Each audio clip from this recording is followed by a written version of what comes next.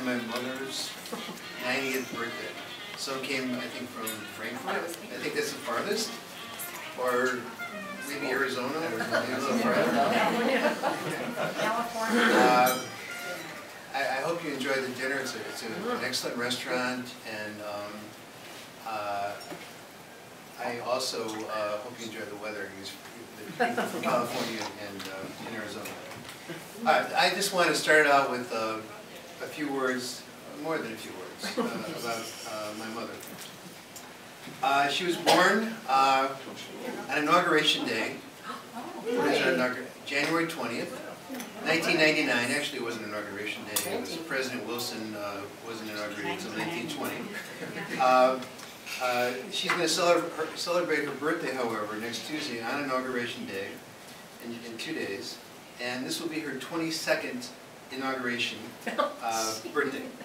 So this year will be the largest celebration. I understand there are 4 million people celebrating my mother.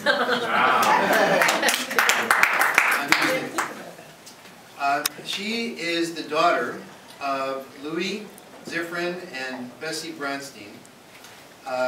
She didn't have a very easy life. She never knew her father. He died of the great influenza epidemic of 1918, 3 months before she was born. She was almost born, by the way, a Texan, because my grandmother and my grandfather, who I obviously never knew, had a clothing store down in Del Rio, Texas, a border town, which I'm sure none of you have ever been to.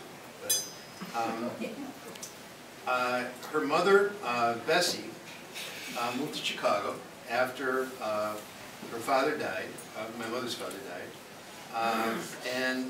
There, my mother was raised by a single mother. I don't know if they called them single mothers in those days, but she was raised basically by a single mother. Her mother had a succession of grocery stores in Chicago, some of them not in the greatest areas of the city even in those days. And my mother was expected to help out in those stores. And she spent her time, a lot of time, her leisure time, in the backs of stores, studying and basically studying. She graduated eventually from Marshall High School on the west side of Chicago and married my father, who was Isidore, then became Irving. And they had 2 sons. One is here and one is there. In May, not January. Right. Her life didn't get much easier after that. She worked with my father and grandmother and my grandmother's 3rd husband. Even at one time owned a saloon on the near south side of Chicago. She lost her 2 older sisters, one in childbirth and one in a car crash. And so, again, she didn't have a very good life. However, you have your handkerchiefs. And I hear entirely left. oh, wait, I'm getting to it. I'm getting to it. Get to the good part. Okay, her life started turning around, however, when she reached her 40s. First of all, she began working for the first time.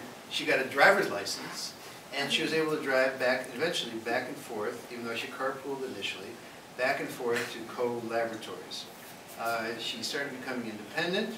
She got a car of her own, and then at age 58, her fortunes took a turn for the better.